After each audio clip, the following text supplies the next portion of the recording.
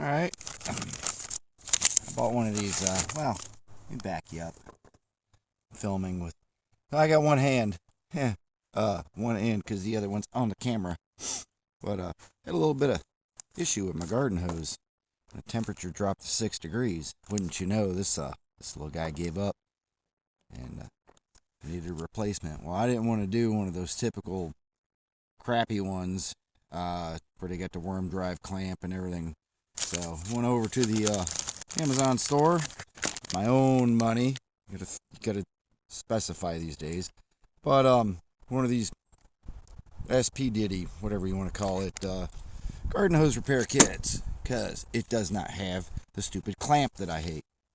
And instructions are pretty lackluster. It comes with extra O-rings in the bag, which I didn't know what to do with, so thought maybe that's for a thinner wall garden hose, maybe. Anyways, this is your standard bog, standard 5/8. We're not going to focus, that's cool. 5/8 garden hose. You just run them, pretty self-evident.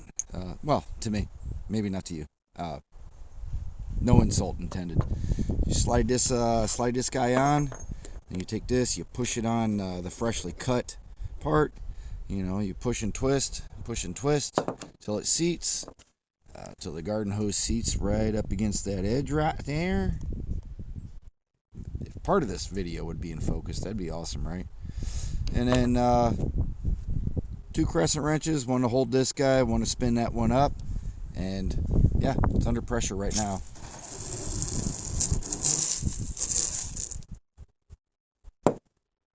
And no leaks. So $20 get you 4.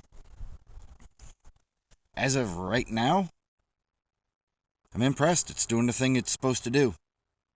Later.